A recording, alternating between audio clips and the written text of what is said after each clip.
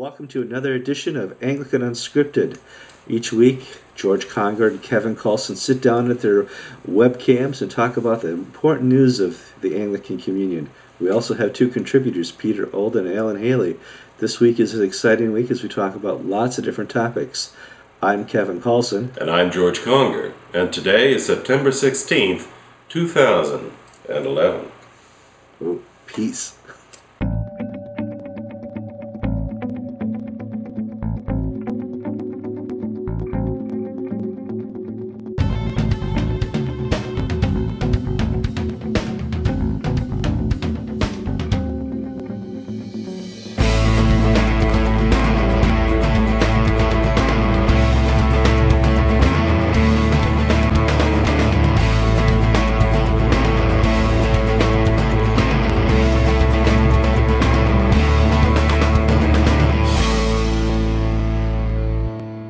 George, this day in history, it's a day for the Episcopal Church. It was September 16th, 1976, and depending on your understanding of what happened that day, it was either a dark day or a celebration day. But in 1976 in Minneapolis, the Episcopal Church decided that women clergy was okay for the diaconate, for the priest office, and for bishop. Yes.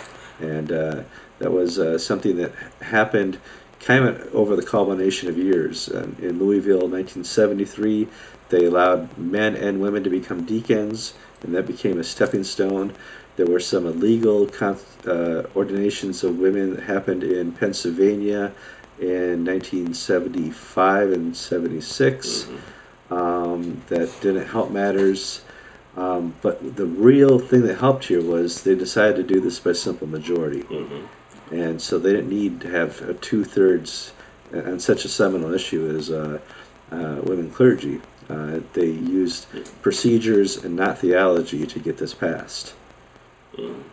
Yes, I think that's your point. Whatever your opinion about the rightness or wrongness of the ordination of women, the process in which it was brought about was not a process the Church should be proud of, because it was a process where force and might trumped theology and doctrine and conversation. We have to remember the 65th General Convention in 1976 also saw the approval of Jack Spong as Bishop of Newark, saw the start of prayer book revision, saw the start of the conversation on homosexuality. There was a lot happening at that General Convention, and not a lot of it has been good for the Church. One of the things here now is they've learned that they can use procedure to overcome theology at conventions, and that set up a good, let's call stepping stone or premonition for what was going to happen in 2003. Basically, one thing I've learned is location, location, location. We never need to have another General Convention in Minneapolis. One point I'd like to raise is that, Kevin, do you remember we were in Alexandria, Egypt, and we were interviewing Archbishop Arambe of Uganda.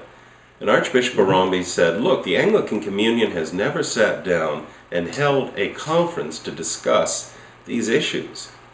He was speaking of homosexuality, but also of women clergy, which he approves, and all the recent innovations of recent years. We've never actually done the hard work of having a conference akin to Vatican II, if you will, for the Anglican Communion to discuss these things. It's always been a political fight. What we're doing right now in the Anglican Communion with this Indaba process is talking not to come to a conclusion, but talking to hear ourselves talk. It's actually the worst of all worlds. It perpetuates the division rather than coming to a common mind. And if you want to point to any point in time when politics trumped polity, when it was shoved aside in the name of justice, you could look to that General Convention of 76. Yeah, and you and I, we need to make this very clear. We're not coming down on one side or the other. We're saying how they got this passed was incorrect. It was a bloody battle that was not done using the canons and laws as they were intended. And that also set up the fight in 2003 with Gene Robinson, which was also done incorrectly. And we live with those things. We live with the consequences. Yeah, we live with the consequences. We now have a completely fractured Anglican Communion. Now, it's amazing we didn't have that fracture so much over women's ordination as we did over Gene Robinson. I think, I don't, it is a valid point, but I think the modern media age has accelerated the pace of events. We didn't have the internet in 1976.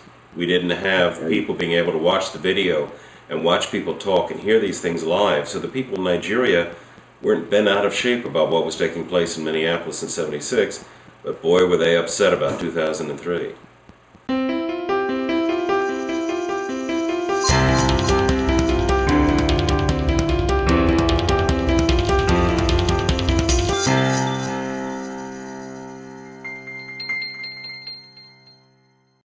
Okay, George, we're not just Anglicans, we're Christians, and we have brothers and sisters that represent us in many different ways, and sometimes that gets us into trouble, or gets them into trouble. And I kind of want to bring up something that we saw 2 weeks ago with Pat Robertson, who on his television show, he runs the 700 Club, and during that point they have letters and they read him questions, and he answers off the cuff, and many times they're very good, sound answers, and sometimes you have to scratch your head and say, what was he smoking? Yeah, and so we have one of those "what was he smoking" moments, and we're not doing this to pick on Pat Robertson. We're doing this to really show the theology around marriage and talk a little bit about the disease of Alzheimer's. Right now, I'm going to play the clip from Pat Robertson.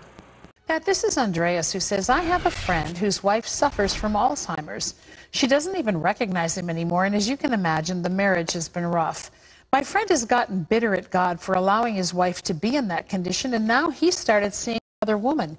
He says that he should be allowed to see other people because his wife, as he knows her, is gone. I'm not quite sure what to tell him. Please help. Oh, that is a terribly hard thing. It is, I hate Alzheimer's. It is one of the most awful things because here's the loved one. This is the woman or man that you have loved for 20, 30, 40 years, and suddenly that person is gone. They're gone. They are gone. So what he says basically is correct, but I know it sounds cruel, but if he's going to do something, he should divorce her and start all over again. But, to make sure she has custodial care and somebody looking after her. But isn't that the vow that we take when we marry someone? That it's for better, for worse, for richer, I know, for poorer? if you respect that vow, but you say death do us part, this is the kind of death. So, George, you worked with hospice for many years, and you've certainly dealt with primarily Alzheimer's patients and end-of-life issues. And a lot of times, that tests a marriage. It always tests a marriage. Mm-hmm. Tell me some of your experience with Alzheimer's, and does it really leave a person dead in No, it is not a living death. I have dealt with thousands of people who have had Alzheimer's. I primarily deal with them at the end of life, when for the most part they're not able to communicate, they're not able to recognize the world around them. They are still alive. They are still human beings with souls. And there are techniques and ways to reach out to them and let them know that they are loved. Let me just share a brief anecdote. I believe that a person has a fullness of life up until that very last minute of life. Just because they're confined in a bed, just because they're confined within their bodies because of a debilitating disease, does not mean that God is finished with them. I was brought to faith by a man in a hospital bed who died later that night after I met with him because he shared his testimony with me. I was already ordained an Episcopal priest, but this man had something left to do in his life, and that was to bring me to faith. And since that time, I've put a lot of my ministry into working with the terminally ill and the dying. And Pat Robertson's words not only are cruel, not only are selfish, they're the whole motivation behind the gay marriage movement. That unless you're happy, marriage is happiness. I have a right to be happy, therefore I want to be married because I'm gay. Pat Robertson not only teaches terrible things about how people with Alzheimer's are, he also has a really screwy theology of marriage. You know, there's always a juxtaposition. Does Jesus want me to be happy, or does Jesus want me to have sore knees? And, you know, you'll get happiness through having sore knees, through kneeling and praying to Christ. And those people, I mean, for me, how I work with going into these people and looking at them and lying in their bed, in these people I see the face of Jesus Christ. In their wounds, in their bed sores, in their destroyed lives, in them I see Jesus Christ, who has died for me and taken upon himself my sins and suffering. And I have an obligation to serve those people. God told us very clearly that unto the least, least of them that you serve, you are serving me. And if we put our wives and husbands away because they're gaga, we are offending the gospel. Therefore, I do solemnly engage to conform to the doctrine, discipline, and worship of Christ as this church has received them. And I do swear by Almighty God that I will pay true and canonical obedience in all things lawful and honest to the Archbishop of this church and to his successors. Our third story is about a new diocese in the Anglican Church of North America. That's called the Mid-Atlantic Diocese, and it's headed up now by Bishop John Guernsey.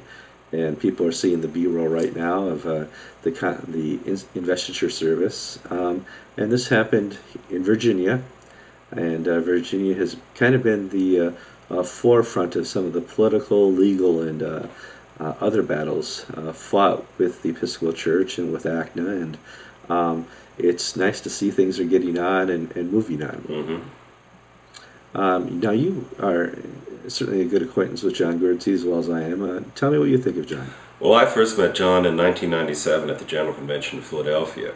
He was one of the deputies from Virginia. And that man that I've come to know, I think he is one of the most godly, spirit-filled, Christ-centered people I know. And because people like him are rising to the top of the leadership of this new province in North America, I'm absolutely confident that God is going to do great things with this work. See, John Guernsey, this is your line and I'm going to steal it from you. But Bob Duncan has been the Moses, and who is John Guernsey? I'll let you. He would be the Joshua. He would be the Joshua. I'll let you do the punchline. That's right. See, the beginning of the ACNA, the beginning of the AAC, and the various movements that sort of solidified against the innovations of the Episcopal Church, a lot of them were reactive. They were angry movements. And there are still elements of that anger in parts of the ACNA. But John Guernsey is the face of the positive, upbeat, prayerful face of the Anglican Church in North America. And that's encouraging and wonderful to see. It is, and he's he is the bishop's bishop. He has certainly got all the skills needed to take and transition a diocese from being one of confrontation and having to deal with legal struggles to one of growing and ministering to its people. And I just look for some very exciting things. And the fact that the Mid-Atlantic Diocese, upon its formation, became the largest diocese in ACNA, that's just cool as well. I have, via the massive technology we call Skype, I have Peter Old over in London. He's our London correspondent, and you know, some days we have news and some days we have big news, and this is one of those big news days. Now, I don't read the Telegraph that often, but somebody started forwarding links to me like at 1:01 a.m., which is probably when it got published on the far over ocean coast there, that Rowan Williams was going to be retiring and moving on to a different life. And I said, oh, I know who I want to talk to this story about. I want to talk to this with Peter Old. So it's the rumor's been around since the article. Before the article, we've heard things last summer. We've actually heard things for 3 or 4 years. Yeah, next year, I'm out. Next year, he's a goner. But it's never really come to fruition. What do we know this time that's different? I think this time it's not just a big story; it's a huge story. Even though some people are in major denial about it. This story first began to surface around July this year. We actually covered it in the Church of England Twerchcast back in August. But it really began to come to the surface back in July. There was this character on Facebook here in England called the Church Ferret. And the Church Ferret was basically somebody working at Church House in the highest echelons of the Church of England, basically leaking information. And this character of the Church Ferret came to the fore because they were offering one or two little bits and bobs that were vaguely interesting but not that interesting. And then the Church Ferret said that Kate Middleton, who is now the Duchess of Cambridge and the future Queen, Kate Middleton was being confirmed by the Bishop of London in preparation for marriage. And everybody went, yeah, right. And then 2 or 3 days later, Church House announces that Kate Middleton, the future Duchess of Cambridge and our future Queen, was getting confirmed by the Bishop of London. And at that point, everybody sort of sat up and went, the Church Ferret knows what he's talking about. This may be a real source. Yes, maybe a real source. So for the next 3 or 4 months, the Church Ferret was dropping little pieces of news which were kind of interesting. But the last thing that the Church Ferret ever released on Facebook was the news that Rowan William had a summer party for leading figures in Lambeth Palace and Church House, and basically told them that he was going to resign next year, so that would be 2012, sort of late spring, summertime, to go off back to academia. Now, within 24 hours, the Church Ferret account vanished off Facebook.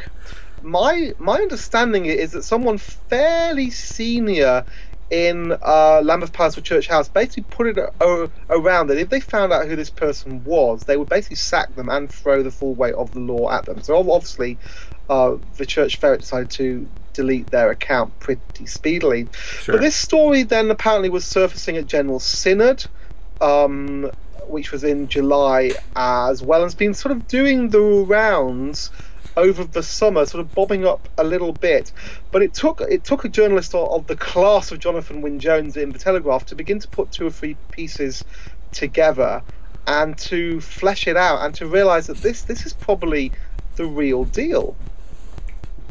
Well, that's great, but let's just talk about, it's a repeated story, which is, obviously makes it less of a story. But the big thing here is the making it to the Telegraph, and he sourced it pretty high up in the Church of England. You're not going to print a story like this without getting a little confirmation. There are 3 reasons, Kevin, why this is, I think, the real deal. The first reason is that Jonathan Wynne-Jones doesn't publish a story unless he thinks his sources have got it bang on. And he tends to have very, very good sources. I understand that not a lot of people in Lambeth Palace in the senior levels like Jonathan Wynne-Jones for exactly this kind of reason, that he gets his stories and he gets them right. Mm-hmm. So that's the first reason. I think his sources are credible. Secondly, when he got the story together and he went to Lambeth Palace to basically get a quote from them, their response was no comment. We don't comment on stories like this, which is really fascinating because for the last 10 or so years, every time a resignation story has popped up about Rowan Williams, Lambeth Palace PR has straight away come out and said it's not true. Rowan isn't resigning. Go away and be sensible. And this time they go, no comment, we don't comment about these stories, which is blatantly untrue because they do comment every single time. No comment only works if you only no comment every single time. If every single time you said it's not true and now you say we don't comment, the answer is yes, it's true. Yeah. But the killer is, of course, that he's going to go off to Trinity College, Cambridge, where a chair in theology, some posh title, is being prepared for him.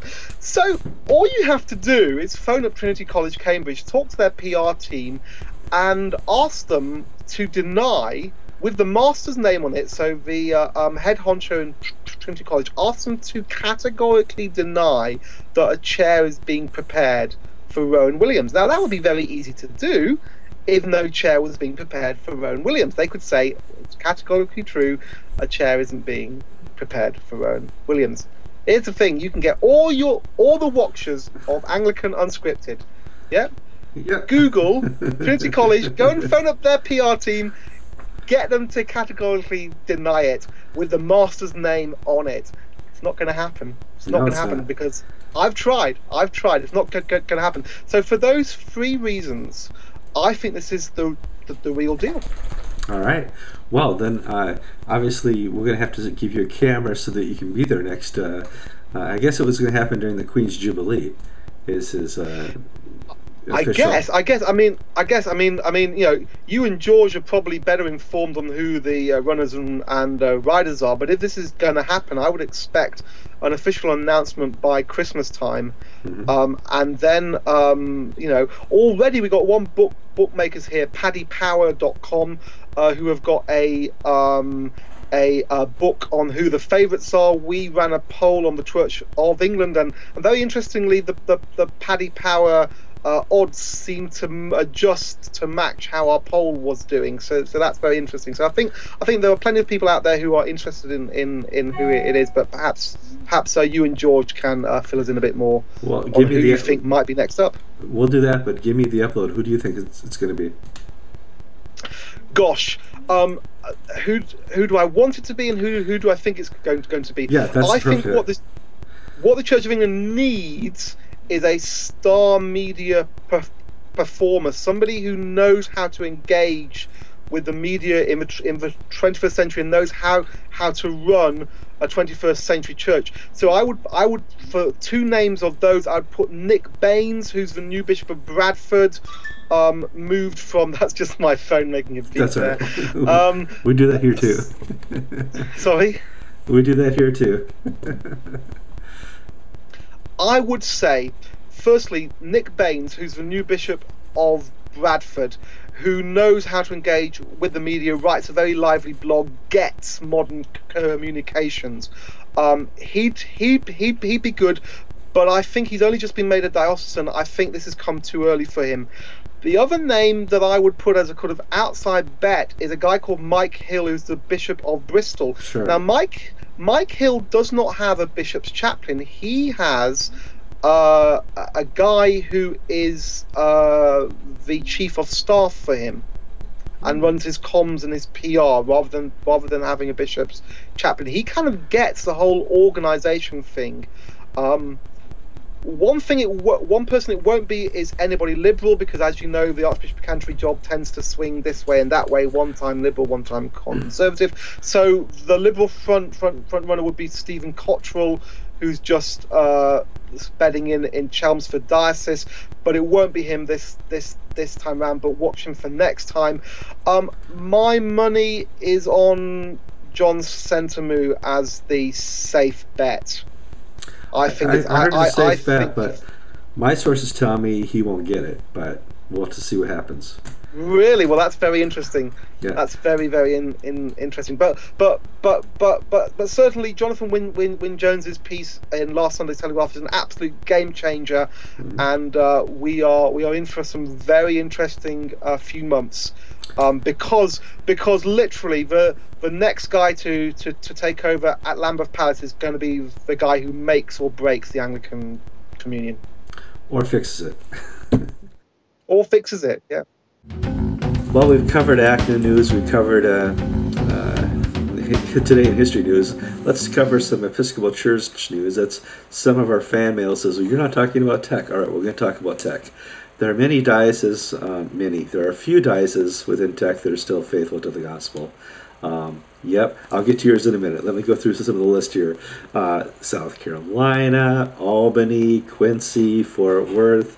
Am I missing any there? Dallas,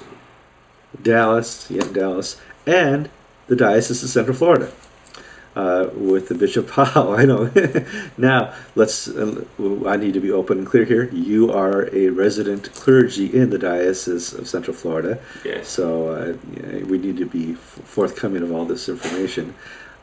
Even though you're a canon in Dallas Diocese, you reside under the authority of Bishop Powell.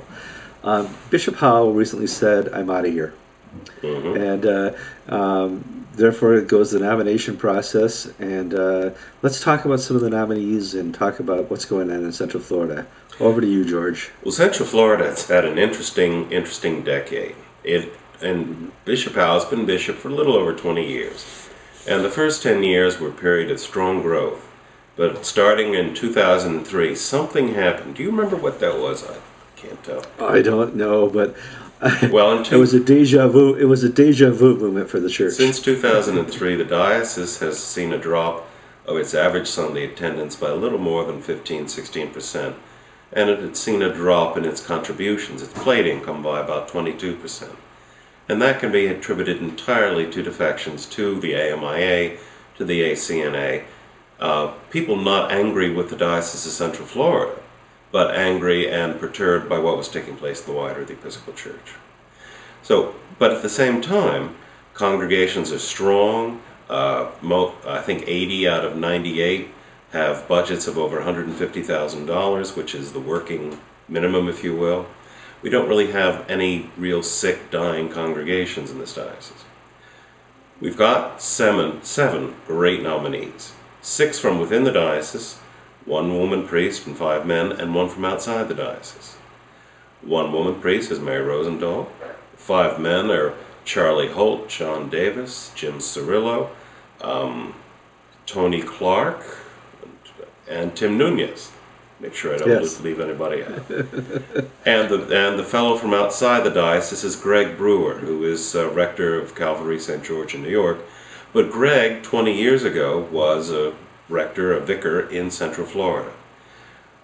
They're all strong candidates, and that actually is a problem because there's no clear front runner. We have very, very fine group of people, and I'm confident the diocese is going to be well served by whoever becomes bishop. Yeah, that's interesting because the Diocese of Central Florida is remaining in tech. It hasn't gone through any of the legal battles.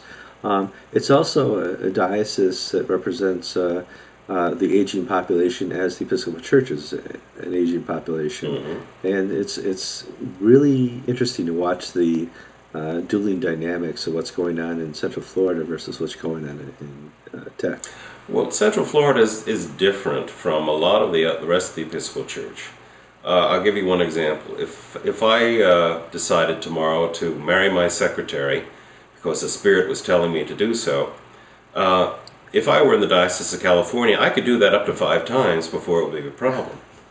And I'm not joking. There was a priest who was on his 5th marriage in California. In Central Florida, I would be asked to explore my vocation as a taxi driver. That's right. It's the Episcopal Church. It is equal parts evangelical and Anglo-Catholic. It is a very strong diocese in a number of ways, but it's also very spread out. One of the challenges Central Florida has is that we have a great many people moving into the diocese from other parts of the country. So you're getting people who have a tradition of churchmanship that may be, what is normal for New Hampshire to take a place is not normal in this diocese.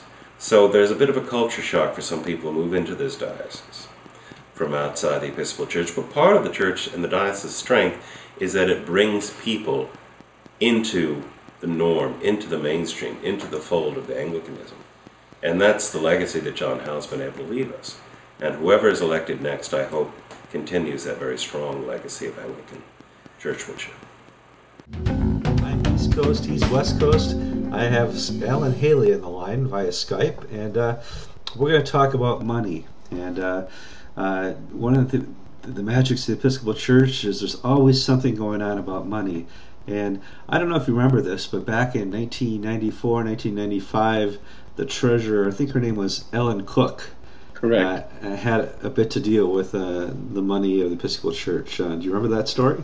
She walked off with about $2 million of it, gradually embezzled over time, right. Did she ever get it paid back?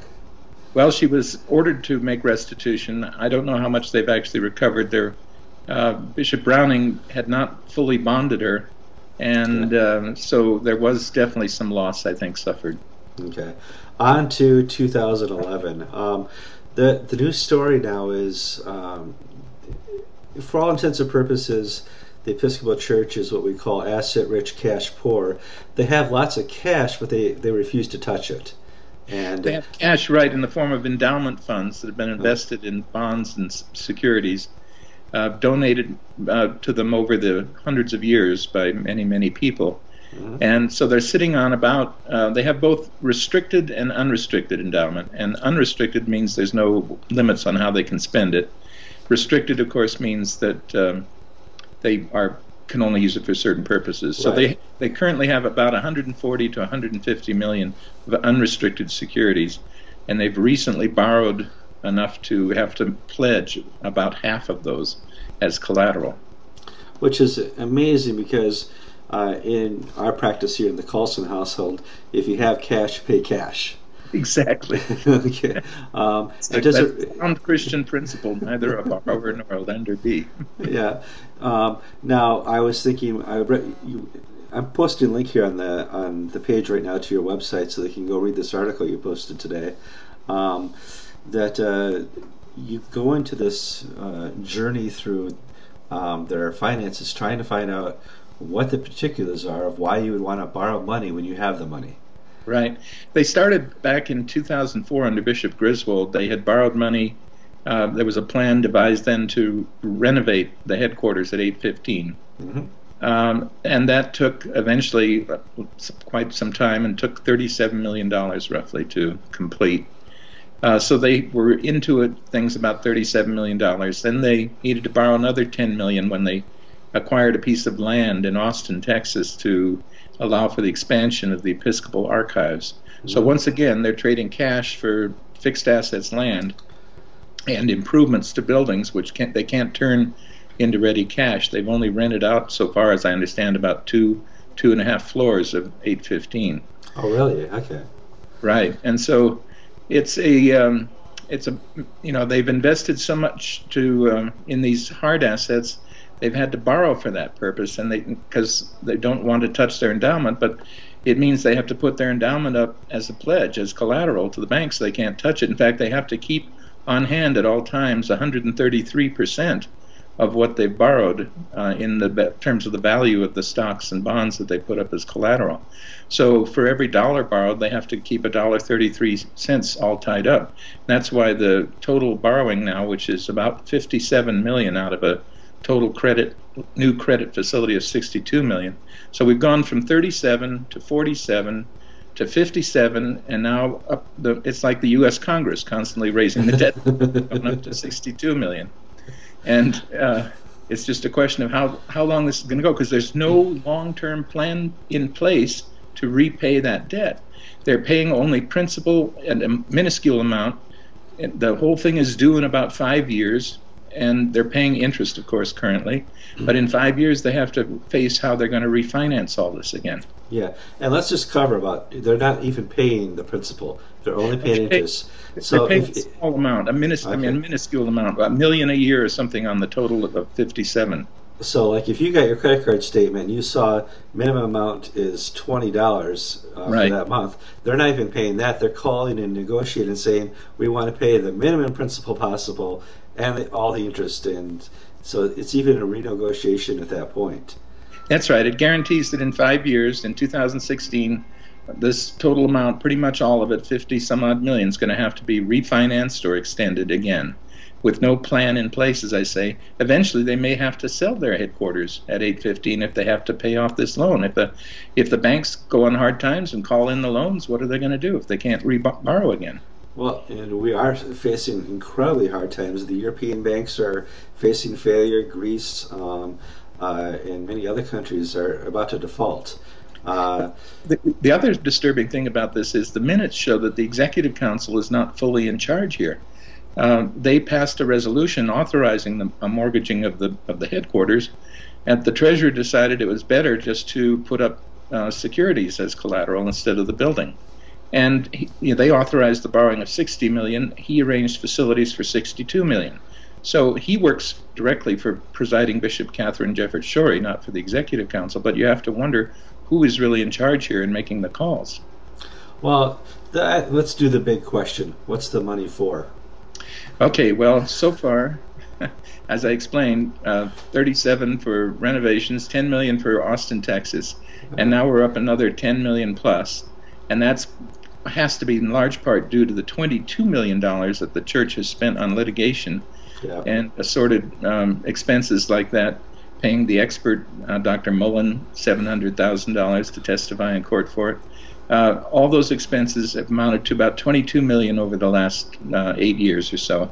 And that's all coming home to roost as they've had to borrow money because they're wholly dependent upon, pretty much, on voluntary contributions and some revenues they get from the government for managing migrant ministries.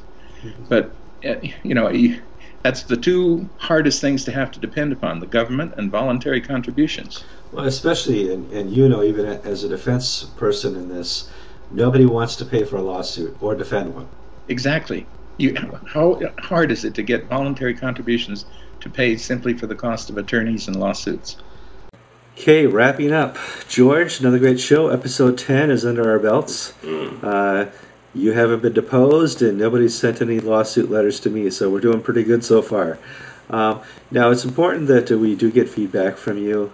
You guys do send us letters every week, but to really help the show stay focused on what the audience is looking for, and not just what Kevin and George think, we really want your input. And George, can you give them the email address? AnglicanUnscripted@gmail.com. All right, and as you can see, it's right under our chins right now.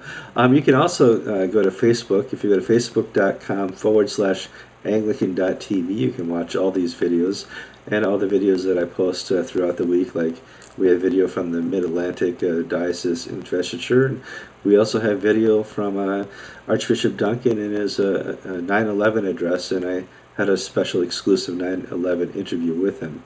We want to thank our sponsor this week, which is Anglican's Perspective by the American Anglican Council and the SALT Ministry, which is a conference coming up in the Diocese of Western Anglicans in a couple weeks. And so please go to this website and look for more information. Thank you, George, and we'll see you next week. Thank you. Goodbye. George, today is our Today in History segment, and it was a seminal day, let's call that, in the Episcopal Church. Florida State University, Seminoles, or what? Something like that. I thought seminal was a great word. Oh, okay. Probably not. Let's say a dark day. We'll go back. 3, 2, 1.